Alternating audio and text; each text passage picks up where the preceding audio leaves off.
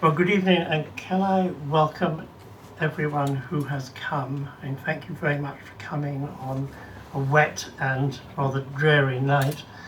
Can I also say that by coming this evening, actually you all of us, we are making history, because to the day, this is the 125th anniversary of the formation of the Sir Walter Scott Club.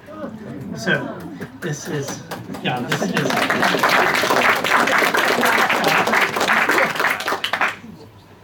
and well, we see Lee behind the camera, but Lee, I mean, honestly, Lee, in front of everyone, you do so much. And really, you revitalize the club in lots of ways. Thank you, Lee.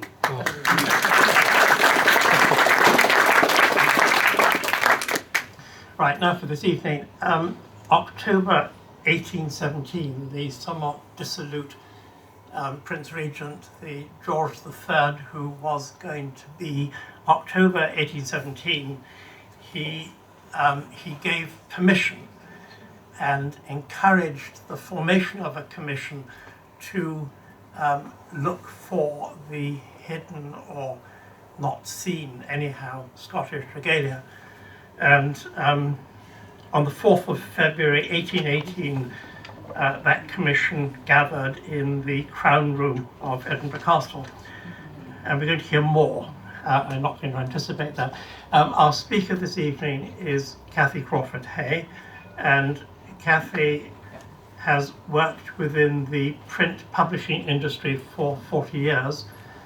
She was head of in-house publication at John Menzies, Edinburgh, and then head of administration at Macmillan Publishers in Australia.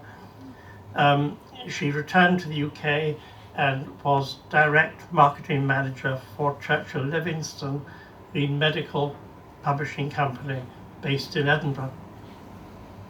She then spent what she's described as 2 interesting years working for the Financial Times in London, and she then became head of PPA Scotland. PPA is the Professional Publishers Association, which has its headquarters in London, and PPA supports magazine publishers throughout the UK. Cathy now works as a consultant.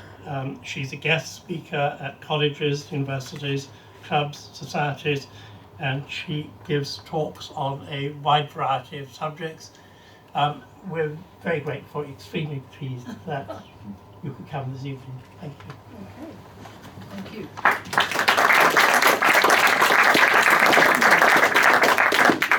Thank you very much for a lovely introduction, and thank you for inviting me to talk this evening.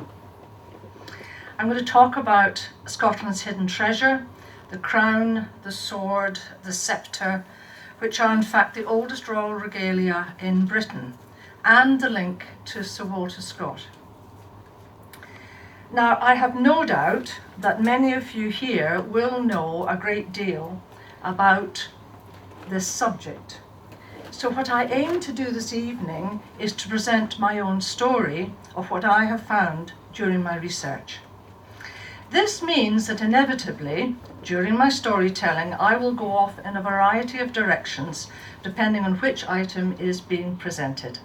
But we will always come back to the main subject, which is the story of the honours of Scotland. And there are a few dates coming up, but don't worry, there's not a quiz at the end. I find it utterly fascinating that history is something that is often considered, mostly by young folk, to be what happened in the past and does not relate to what is happening today. But as we all appreciate, events and actions throughout history repeat and repeat and repeat again. Maybe buildings and clothes look different, but what is taking place around us in the world today is absolutely nothing new. And at this point, I would just like to acknowledge the paintings, the photographs, the illustrations, which I've sourced from the likes of the National Gallery of Scotland to help with my presentation. So let's get underway. Those of you who may have visited the Tower of London will no doubt have been amazed at the stunning collection of crowns and of all shapes and sizes, together with many other precious items of jewellery and artefacts on display there. So why is it then that Scotland's ancient Royal Regalia is the oldest in Britain? And of course, it's not held in the Tower of London. It's all because of this man, Oliver Cromwell. He was born in 1599, went to study law at Sidney Sussex College in Cambridge. He also entered Parliament as an MP on 2 occasions. Now, I will come back to Mr. Cromwell in a moment, but first some background to the Scottish Regalia, or the official title, the Honours of Scotland. The crown, the sword and the sceptre date from the 14 and 1500s, during the reigns of James IV and James V, obviously the grandfather and father of Mary Queen of Scots. The oldest item, the silver gilt sceptre, was a gift from Pope Alexander VI to James IV in 1494, as a mark of papal support for Scotland as a special daughter of the Holy See. Remodelled and lengthened in 1536, the sceptre's finial features small figures of the Virgin and Child, St. James and St. Andrew. The sceptre is topped by a polished globe of rock crystal. The Sword of State was another generous gift presented to James IV from Julius II, who, by the way, commissioned Michelangelo to paint the ceiling of the Sistine Chapel. The sword is almost 1.5 meters long, and the blade is etched with the figures of St. Paul, St. Peter, and Pope Julius' inscription. The crown was remodelled in 1540 by James V, with gold melted down from an earlier crown and with additions of many precious stones and pearls. James asked the Edinburgh goldsmith John Mossman to undertake this work, and a great deal of Scottish gold was used during the process. James wore this crown at the coronation of his wife, Mary of Guise, at Holyrood Abbey. These 3 items were first all used together for the first time at the coronation of the infant Mary Queen of Scots, which took place in Stirling Castle in 1543. The honours were used again at the coronations of James VI at the Church of the Holyrood in Stirling, Charles I in Holyrood Palace. Actually, you may not know this, but Charles I was crowned twice. First in London in 1625, but the Scots made such a fuss, he had to come north and be crowned in Scotland as well. The last time the Scottish regalia was used was for the coronation of Charles II in Scone on the 1st of January 1651. So, back to Oliver Cromwell. Because his father died when he was a young man, Cromwell returned home from college where he had been studying law, and he became a landowner and a country gentleman. He then became a member of Parliament when he was 29. However, he was not very active there until he returned as an MP in 1640. At that point, he became highly visible. Cromwell was also extremely religious and was obsessed with the Puritan way of life. You will be aware, of course, of the enormous upheaval caused by the Reformation, led by Luther, Calvin, Knox, and many others, who have changed our lives to this day. That is another whole talk which I would be very happy to give on a separate occasion. The events of the Reformation from the early to the mid-1500s were influencing what was happening throughout England in Cromwell's time. Cromwell was absolutely outraged at Charles I insisting on exercising his divine right of kings and everything that went with it. And he was determined to insist that the church be reformed and that bishops be abolished. Tensions were mounting, and Cromwell was eventually commissioned into the army in 1644. He had a meteoric rise to power with many critical military successes. Then civil war ensued, which was a difficult and turbulent time for the whole of England, Scotland and Ireland. Eventually, Charles I was executed. There were 59 commissioners in total who signed his death warrant. The first signatory was John Bradshaw, the president of the court, and Cromwell was the third. Wishing to purge all links to the monarchy, the English crown jewels were destroyed by Oliver Cromwell. They were considered to be redundant, and in an appalling act of vandalism, Cromwell had the entire collection sold or melted down and made into coins. Many of these historic pieces, collected over the centuries, were Saxon or medieval and included the 11th century crown of Queen Edith, the wife of Edward the Confessor, and Alfred the Great's state crown. Luckily, one or two items managed to survive, including the 11th century gold medieval spoon, which is still used to anoint the monarch with holy oil. It was kept by the man who bought it in the sell-off, and then he eventually gave it back to Charles II. When the monarchy was restored, they created a brand new crown, the St. Edward crown as we know it today. And there you go. But I'm digressing again. After Charles I was executed, the Royalist cause took a new turn. The Royalists were definitely not giving up. Cromwell was incandescent with rage when he learned that the Scottish Parliament had proclaimed the son of Charles I as king, and Charles II returned to Scotland to avenge the death of his father, and he landed in Moray in June 1650. Not unexpectedly, Cromwell immediately invaded Scotland in July of that year, and civil war started all over again. And by all accounts, it really was pretty brutal.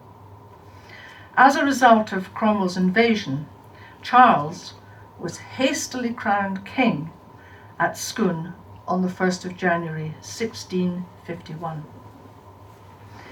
Now, the honours of Scotland were definitely in danger, so Charles ordered the Earl Marshal to take the honours and many of his personal papers to Dunnottar Castle.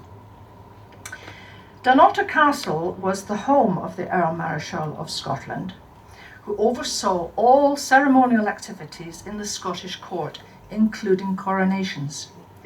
Just as well this action was taken as Edinburgh Castle fell into English hands and the Earl Marshal was taken prisoner. Undaunted, Charles gathered his troops and set off to England, very carefully bypassing Cromwell's troops. He led his royalist army south with the hope of re-establishing the monarchy in London, but as we know, he was heavily defeated at the Battle of Worcester in September. He then fled to France. Charles first went to Rouen and then he went to live in Paris with his mother, Queen Henrietta Maria. Cromwell was delighted. Sensing that getting his hands on the Scottish crown jewels was now a possibility, Cromwell's army hot-footed it up to Dunnottar Castle and laid siege for 8 months. Now, because the Earl Marshal had been taken prisoner, the defence of Dunnottar was entrusted to the hands of Sir George Ogilvy of Barras.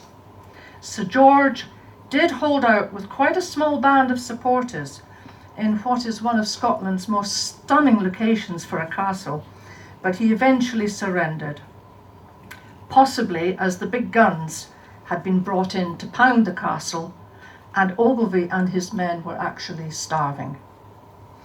The Regalia of Scotland was one of the most potent symbols of Scottish nationhood, and the honours were one of Cromwell's most sought-after targets. The English troops entered the castle. They searched all over the castle, but the crown jewels were nowhere to be seen.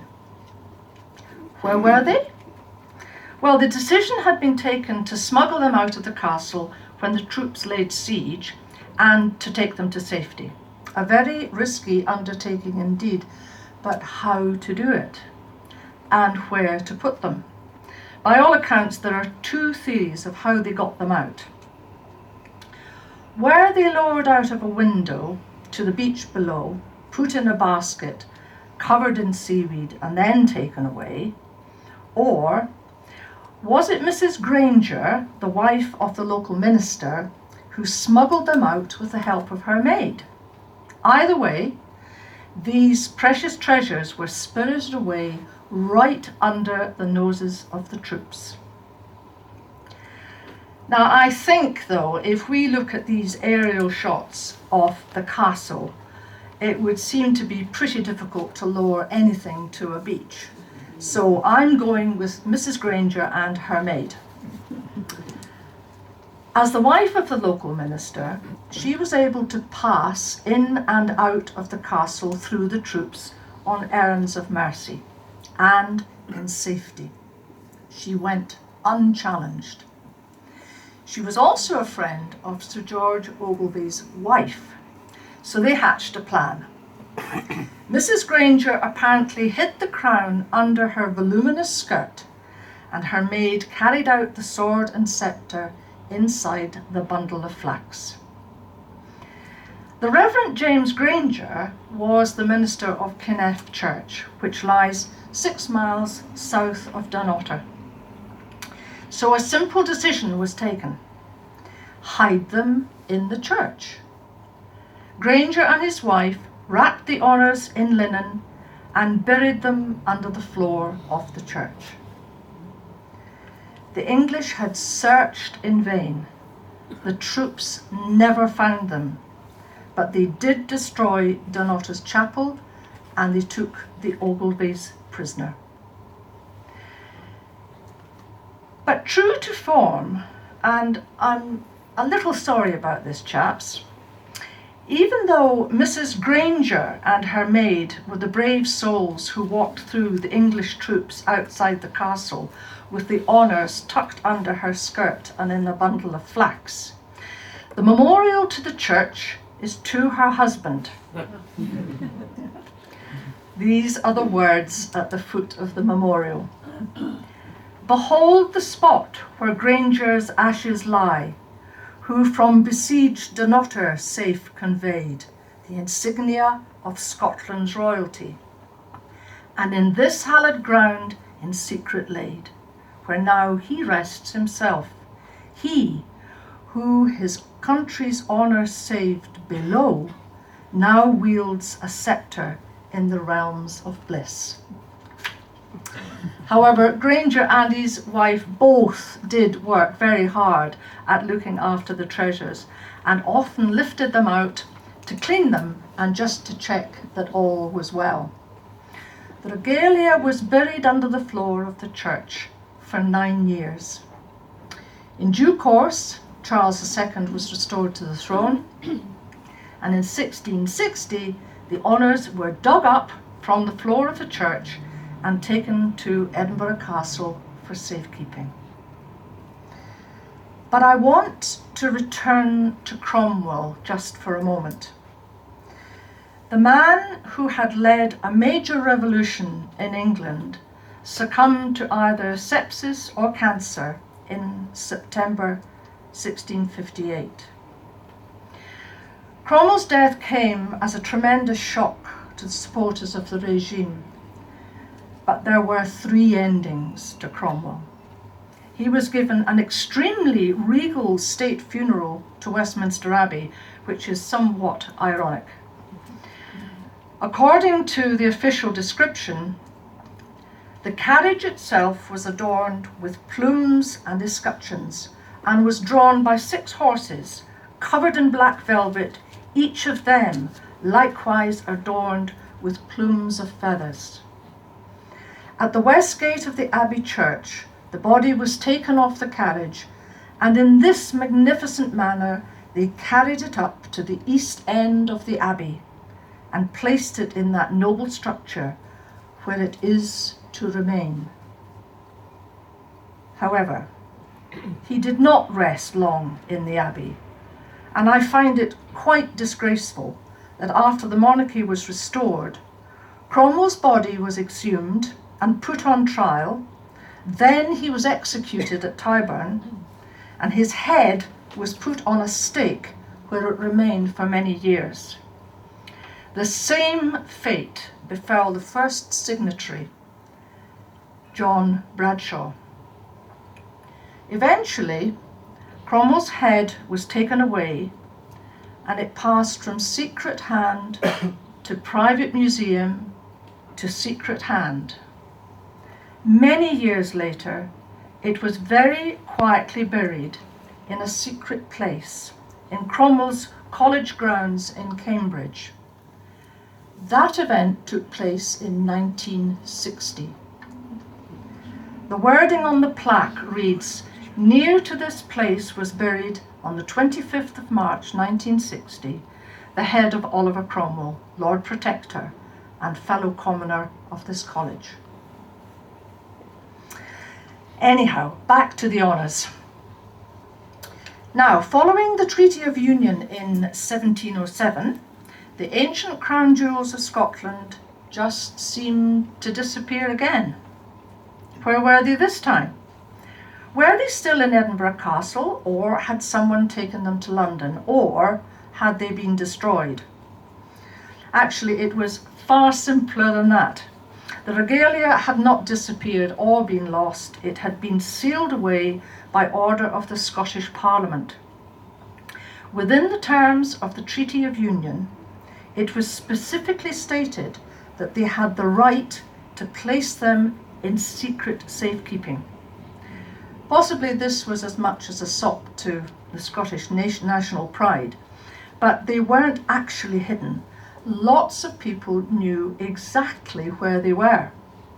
It's true to say that after the Treaty of Union, the focus on royalty shifted entirely to London, and so Scotland turned its attentions to other things, including the Enlightenment, which was characterised by an outpouring of intellectual, scientific, literary and creative accomplishments.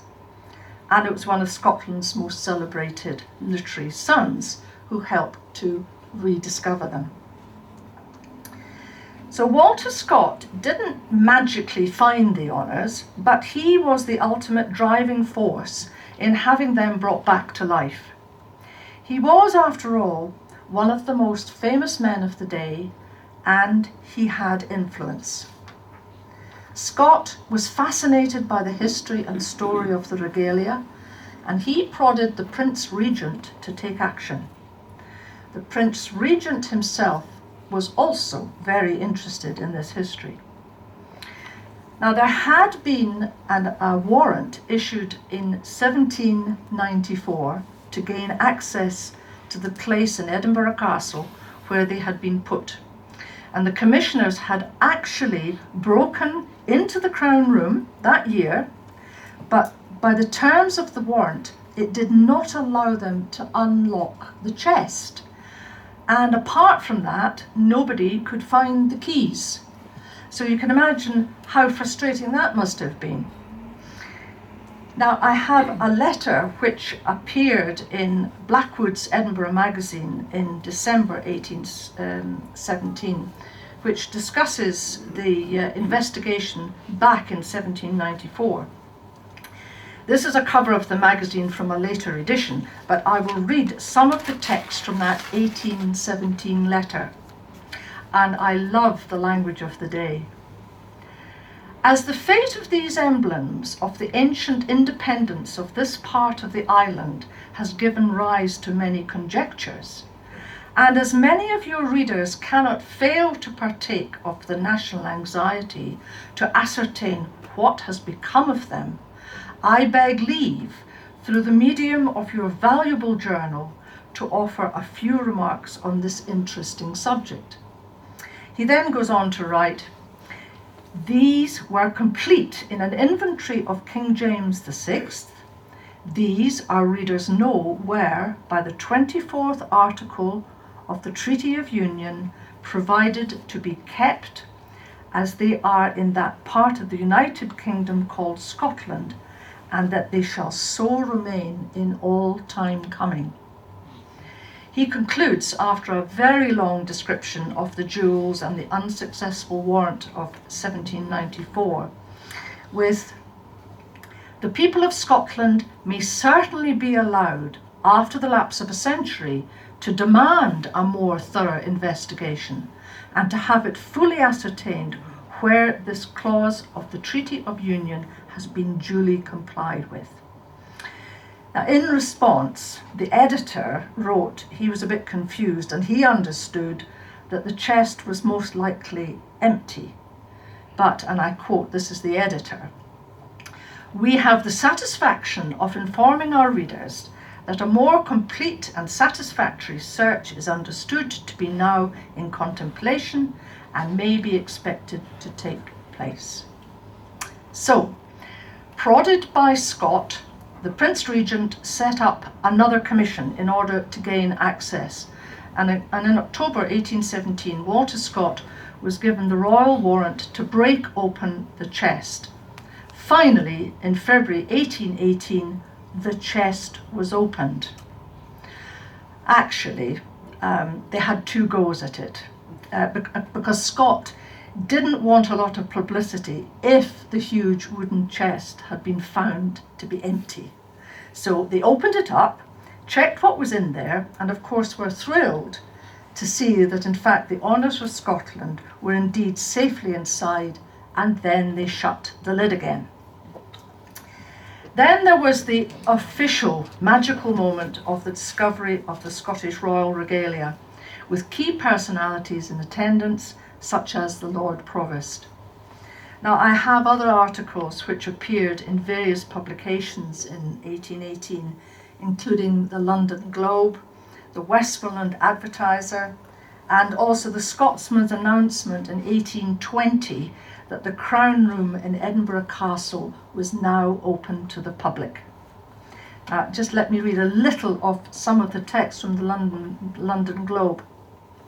We have the pleasure to announce to the public that the examination of the Crown Room and chest, which was supposed to contain the regalia of Scotland, took place on Wednesday last at 1 o'clock and was attended with complete success. The commissioners, according to the tenor of their warrant, directed the chest to be forced open. Success at last, and a short time later, and with great pomp and ceremony, the regalia was put on display in the Crown Room in Edinburgh Castle. Following the discovery, Edinburgh-born artist Andrew Geddes produced a huge painting of the event entitled The Discovery of the Regalia, but sadly it was destroyed, and I can hardly believe this. Apparently it failed to sell at the Royal Academy, so it was cut up. Here instead is an image of an etching that Geddes made instead. However, the Prince Regent was so impressed by the rediscovery of the honours, which was led by Walter Scott, he made him a baronet. The Prince Regent became king in 1820 and was crowned George IV in 1821. With his interest in the story of the Scottish crown jewels and also Scotland's history in general, he decided to make a visit to Scotland, and that was the first reigning monarch to do so in more than 170 years. As we are aware, Walter Scott was instrumental in masterminding his visit, but there were a couple of glitches, as we know. The portly king, known for his love of fashion and frippery, dressed to impress, in a kilt, but his kilt was too short, finishing well above his knees, and rather than risk showing his bare legs, he wore a pair of pink tights. He only appeared in full Highland dress wearing a kilt on just the one occasion during that visit, but it has remained the enduring image. But as you will see from this painting by David Wilkie, he flattered the king by lengthening the kilt, slimming him down, and leaving off the pink tights. The kilt had actually been prohibited as everyday wear by the Dress Act after the Jacobite uprising and the Battle of Culloden. But I was very interested to learn that tartan was still used for army uniforms and women were allowed to wear tartan. So Sir Walter Scott organised a Highland ball in honour of the king, and he declared that gentlemen, if not in uniform, must wear the ancient Highland costume. This was pivotal in establishing the national dress of Scotland, and in turn led to a huge upsurge in tartan as a fashion trend, which spread not only across the whole of the UK, but all over Europe as well. I've digressed again. So back to the Scottish crown jewels. And the story of Scotland's hidden treasure doesn't end there. History, and especially man's insatiable appetite for war, meant our beautiful crown jewels had to be hidden once again, and somewhere that very few people would know about. So we fast forward to World War II, and it was feared that Edinburgh Castle would come under attack once more. Now, just on that point of attacking Edinburgh Castle, it has come under attack on many occasions over the centuries. As they said, he who held the castle held the rule over the city of Edinburgh. Consequently, the castle was almost constantly under siege. The first major battle the castle witnessed was during the late 13th century, when Edward I of England attempted to seize the Scottish crown. From 1296, for a few years, the castle bounced from English to Scottish hands several times during the Scottish Wars of Independence.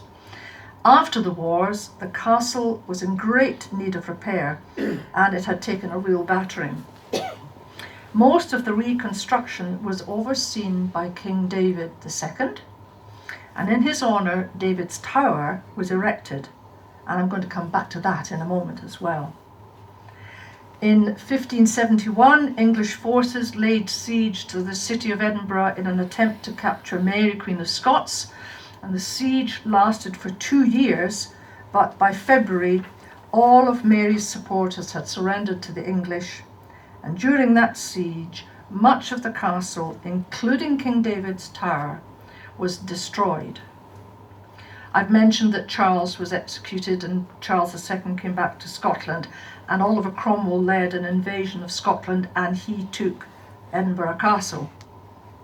Then during the Jacobite risings, on several occasions, the Scots attempted to recapture the castle, but they were never able to overpower the English. The final attempt was in 1745, when the Jacobite army, led by Charles Edward Stuart, captured the city, but they failed to take the castle. From then onwards, Edinburgh Castle became the base for regiments from the British Army.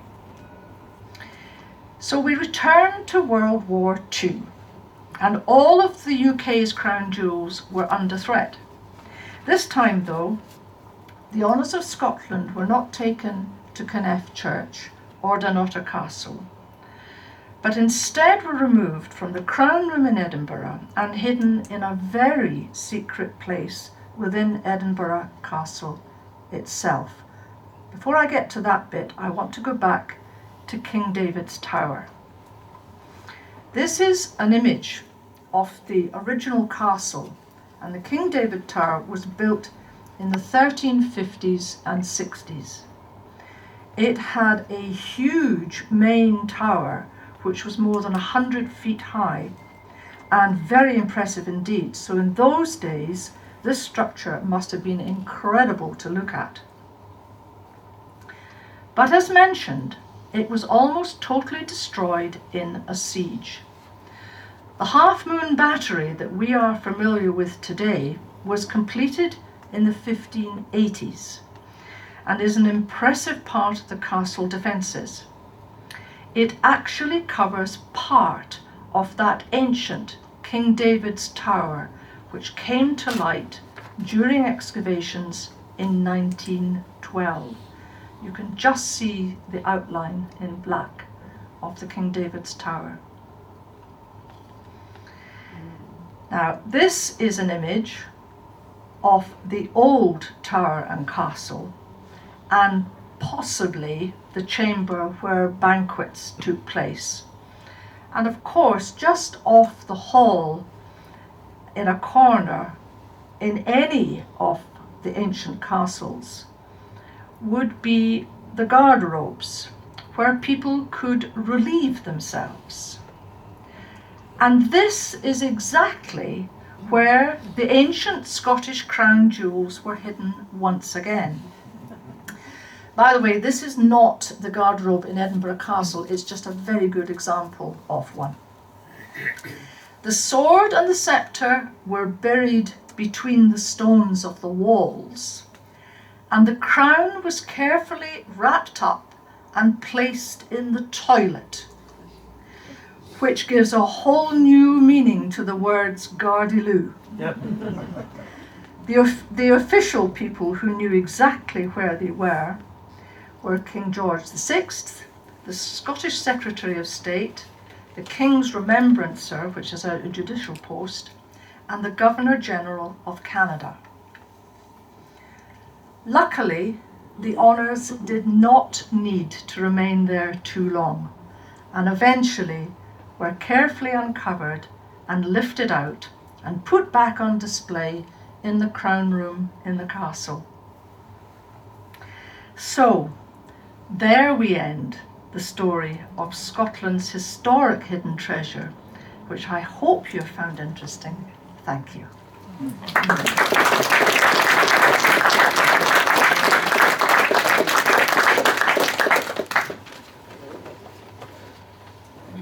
Cathy, thank you very much indeed. With great clarity, you have told a very complicated story. The ambivalent, many Scots were annoyed by Charles I's revisions in liturgy. But when the king was beheaded, many Scots were outraged.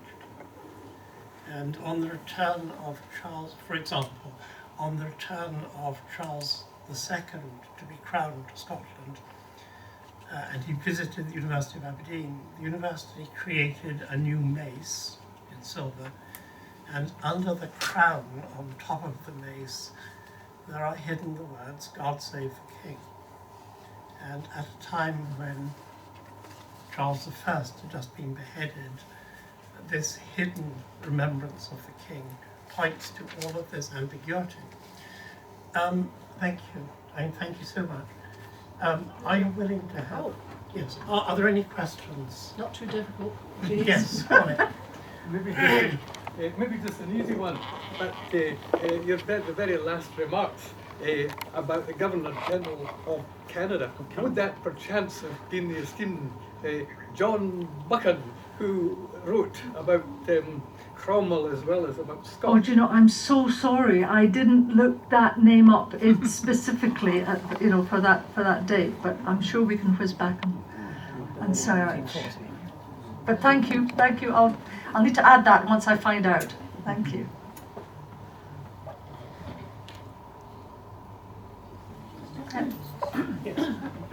The most recent addition to the display of the regalia, of course, is the Stone of Destiny. Now, interestingly, there are people who claim this isn't the original Stone of Scone. If you go to Scone Palace, the whole story there is about how Edward I was completely fobbed off with some bit of Perthshire sandstone and was so annoyed he came back a year later and hanged the abbot because he realised he had the wrong stone, which he couldn't admit, of course. And interestingly, the Treaty of Northampton of 1329 guaranteed the return of the stone, but the Scots didn't push it. Now, I just wondered if you've ever looked into this issue. It's still a matter of controversy. I know there are people who think the Stone of Destiny's only significance has been under the coronation chair in Westminster for 700 years. Well, is that one the real one? Because I met the chap that pinched it. Well, okay, yes. I'm not sure. Maybe it's another talk. Who knows? Who knows? Thank you for a wonderful talk, Cathy. You quoted from some wonderful articles, newspaper articles. How did you track those down? Well, I subscribe to the National Newspaper Archives. And actually, this is quite interesting. There's a company in Dundee called Bright Solid that was given, it's an offshoot of DC Thomson, there's no surprise there.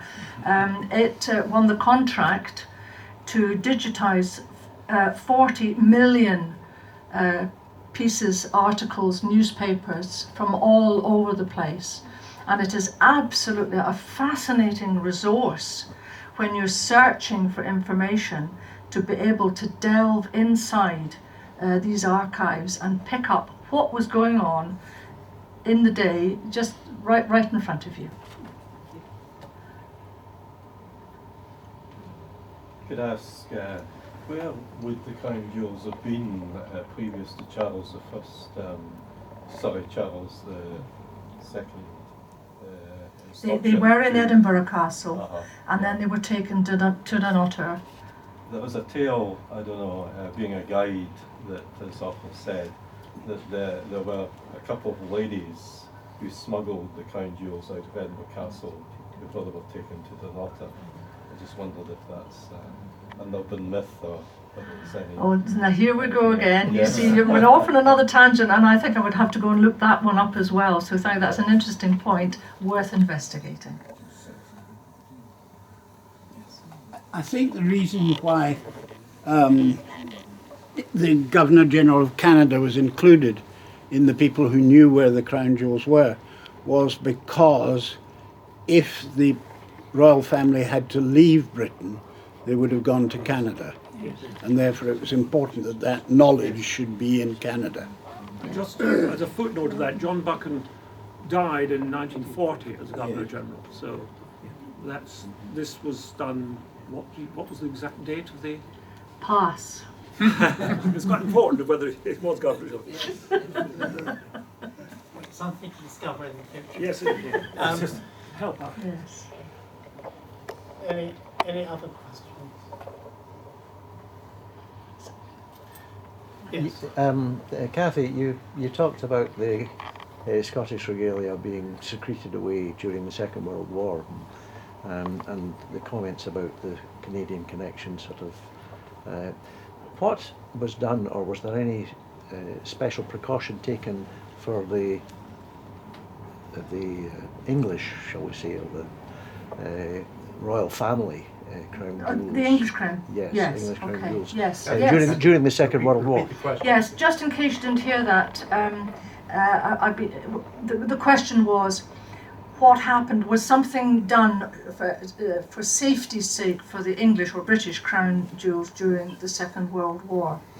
And yes, they were taken to Windsor Castle. Now, by all accounts, there was a very large shaft dug underneath the castle, and the jewels were hidden in biscuit tins. Now, I'm not quite sure whether that was an awful lot of biscuit tins of different sizes with all sorts of crowns and bits and bobs, or whether they actually dismantled the jewels from the crowns and put the jewels into the biscuit tins.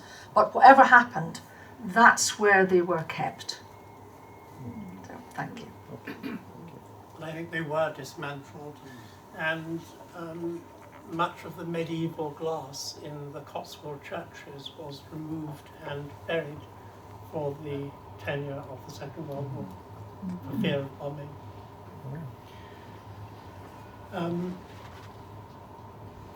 I think the vote of thanks is going to be given by Dr. Ian Gordon-Brown.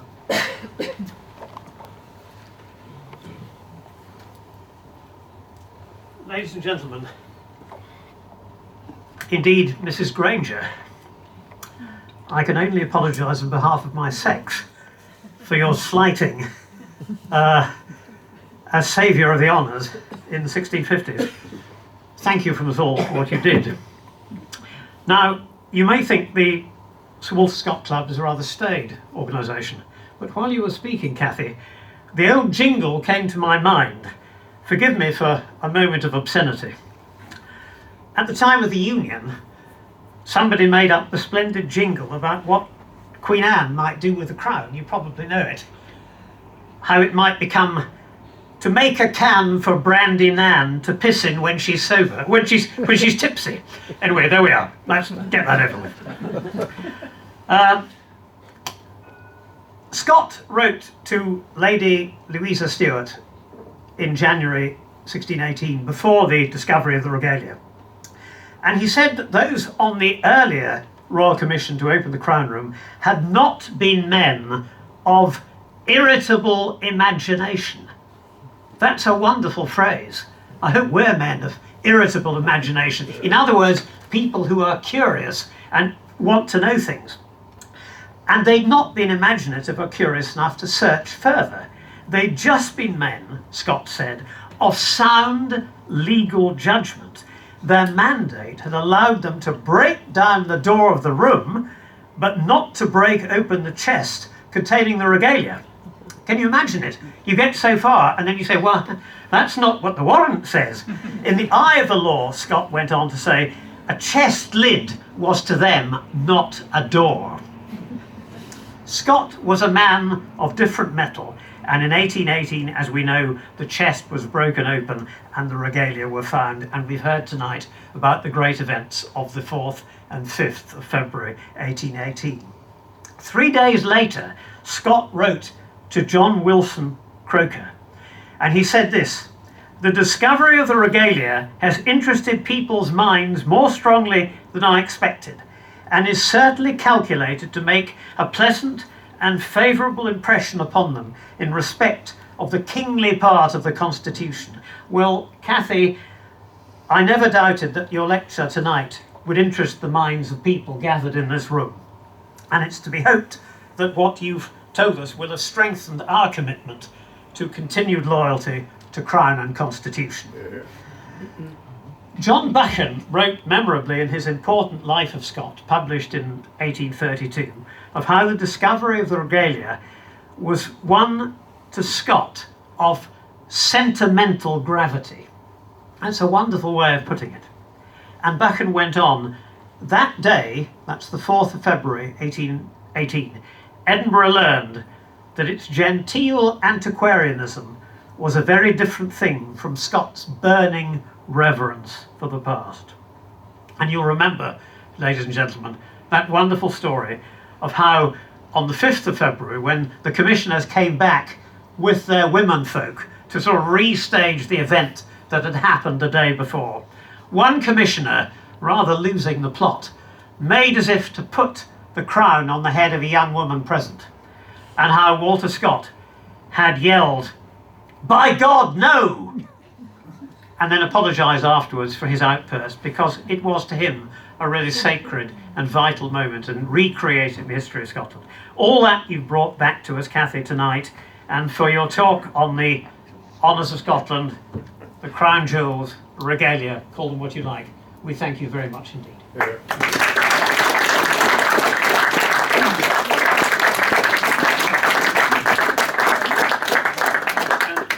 Actually, I have, thank you. I've got one more thing to do, and that is to present to Cathy this book, which contains presidential addresses over the years to the Society. Oh, how lovely. So please accept this. Thank you very much. That is so kind. And How lovely. Thank you. thank you. And there is wine and there are sausages, I think, outside. So please come outside and drink a toast to the 125th birthday of the club.